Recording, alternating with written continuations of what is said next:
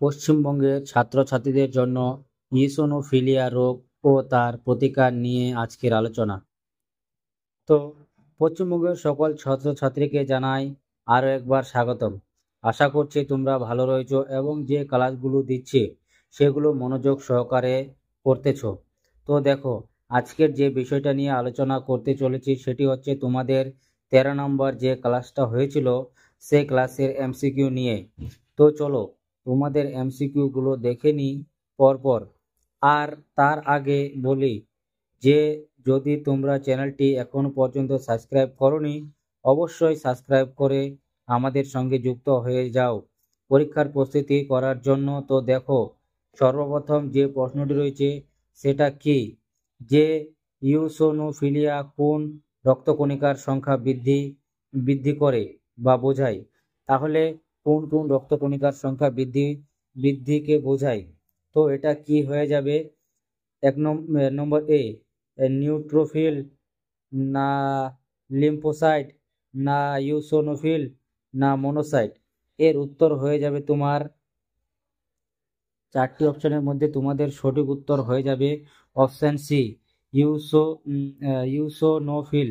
পরবর্তী প্রশ্ন দেখো, রক্তে ইওসিনোফিলের স্বাভাবিক মাত্রা কত? অর্থাৎ এর যে ন্যাশনাল বা স্বাভাবিক যে তাপমাত্রা সেটি কত? 0 থেকে 200 মাইক্রোলিটার, না 0 থেকে 500 পার মাইক্রোলিটার, না 500 থেকে 1000 মাইক্রোলিটার, না 1000 থেকে 2000 পার মাইক্রোলিটার? তো এটি হয়ে যাবে তোমাদের অপশন বি, 0 থেকে 500 পার মাইক্রোলিটার। তারপরে আমাদের 3 নম্বর প্রশ্ন দেখো, ইওসিনোফিলিয়া প্রধানত কোন অবস্থায় দেখা যায়? তো যে অবস্থাতে দেখা যায় সেটি কি? ডায়াবেটিস, না পরজীবী সংক্রমণে, না লিভার সিরোসিসে, না কিডনি ফেলিওরে? তো দেখো, ইওসিনোফিলিয়া যে অবস্থায় দেখা যায় সেটি হবে তোমাদের অপশন বি, পরজীবী সংক্রমণ। অর্থাৎ বাইরে থেকে কোনো কিছুর সংক্রমণের ফলে কিন্তু এটি লক্ষ্য করা যায়। অপশন বি সঠিক উত্তর।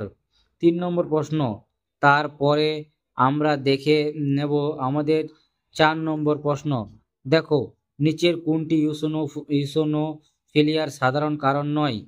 তো যেটি সাধারণ কারণ নয় সেটা কি অ্যালার্জি, অ্যাজমা, না একজিমা, না হাইপারটেনশন, না ওয়ার্ম ইনফেকশন? তো দেখো, এখানে তোমাদের হয়ে যাবে অপশন সি, হাইপারটেনশন। হাইপারটেনশন কোনো এই ইওসিনোফিলিয়ার সাধারণ কারণ নয়। অপশন সি সঠিক উত্তর। তারপরে আমাদের 5 নম্বর প্রশ্ন দেখে নাও, ইওসিনোফিল মূলত শরীরের কোন কাজের জন্য দায়ী? তো যে কাজের জন্য দায়ী সেটি কি? ইনসুলিন উৎপাদন, না অ্যালার্জি প্রতিরোধ, না রক্ত জমাট বাঁধা, না পিত্ত নিঃসরণ? এটা খুব ইম্পর্টেন্ট প্রশ্ন, যে কোনো কাজের জন্য দায়ী। তো এটি হয়ে যাবে তোমাদের অ্যালার্জি প্রতিরোধ। অ্যালার্জি প্রতিরোধে এই ইওসিনোফিল কিন্তু গুরুত্বপূর্ণ।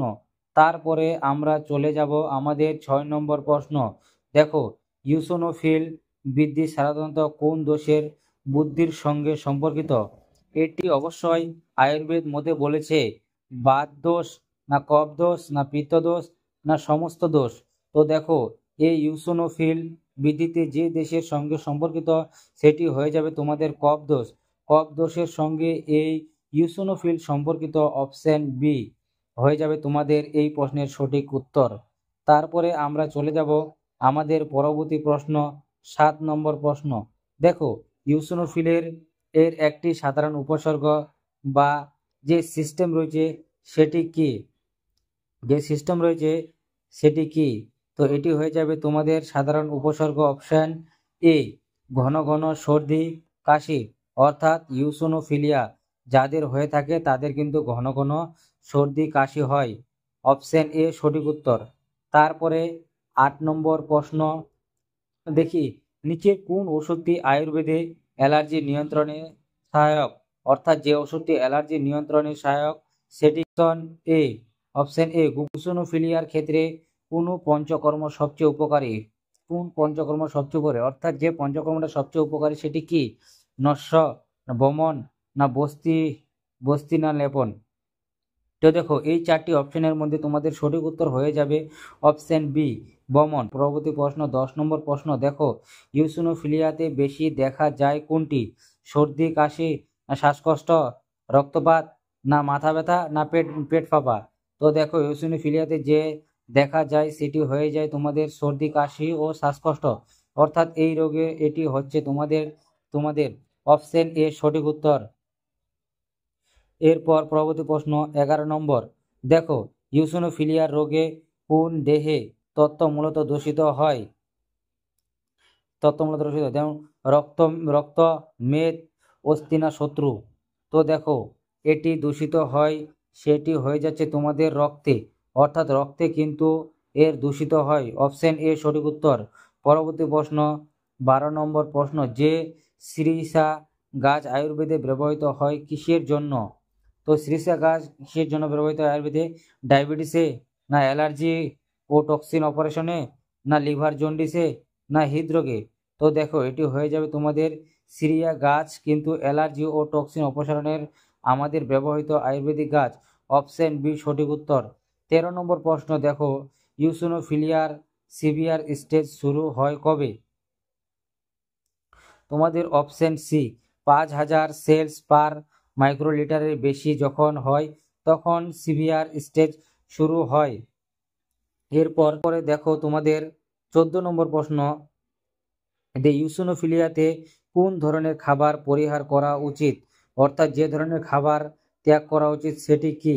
গরম পানি না দুধ দুধ না ঠান্ডা খাবার না ফলমূল না শাকসবজি।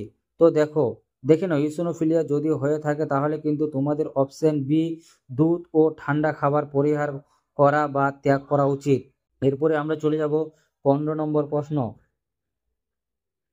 আমার শব্দটি আয়ুর্বেদে কি বোঝায়?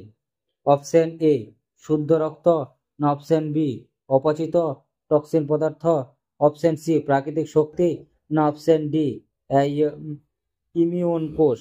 তো অপশন বি সঠিক উত্তর। আমাদের 16 নম্বর প্রশ্ন নিচের কোন ভেষজটি কফদোষ হ্রাসে সাহায্য করে?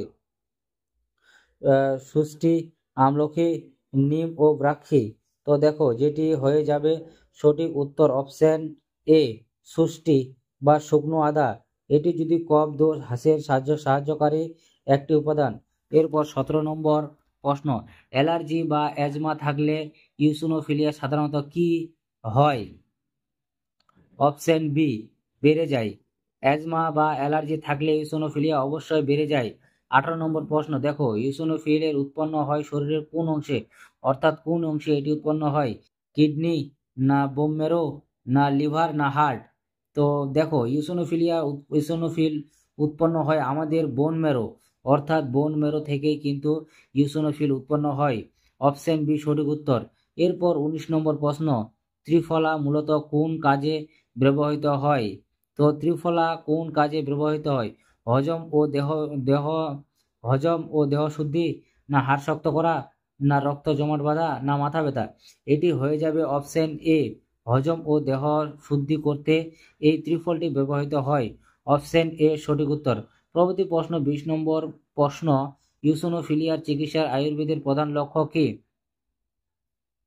তো দেখো আয়ুর্বেদের প্রধান লক্ষ্য হলো তোমাদের অপশন বি দেহ সম্বন্ধ ও রক্ত পরিশোধন, এটি হয়ে যাবে এর সঠিক উত্তর। পরবর্তী প্রশ্ন 21 নম্বর প্রশ্ন অ্যালার্জির প্রতিক্রিয়া নিয়ন্ত্রণে কোন প্রাণায়াম উপকারী?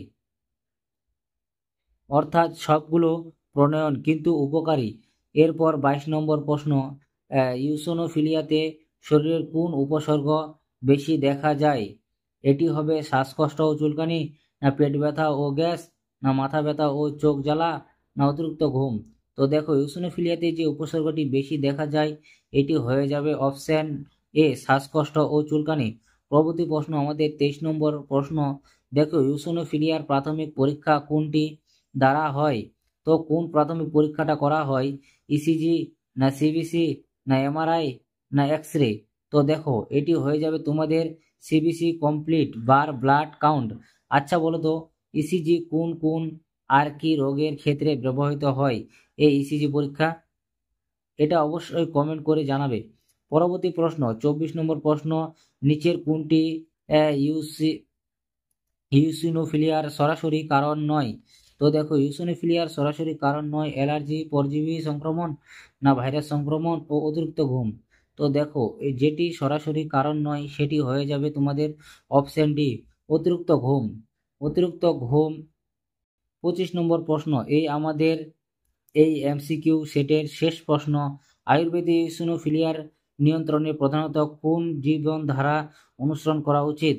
তো যে জীবনধারা অনুসরণ করা উচিত সেটি কি?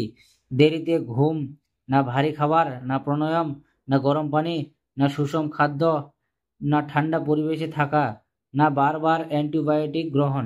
তো দেখো, এটি হয়ে যাবে তোমাদের অপশন বি, প্রাণায়াম, গরম পানি ও সুষম খাদ্য গ্রহণ। তো এটি হয়ে যাবে তোমাদের 25 নম্বর প্রশ্নের সঠিক উত্তর। আশা করছি তোমরা ক্লাসটি বুঝতে পেরেছো, এবং যদি তোমাদের কারো কোনো প্রশ্ন থাকে অবশ্যই কমেন্টে করে জানাবে। আমি পরের ভিডিওতে চেষ্টা করব সেই ভিডিওর উত্তর দেওয়ার। তো এই ছিল আজকের প্র্যাকটিস সেট, অর্থাৎ এমসিকিউ সেট। আশা করছি বুঝতে পেরেছো। তো আজকের ক্লাসটা এত দূরই। ভালো থাকবে, সুস্থ থাকবে। ধন্যবাদ।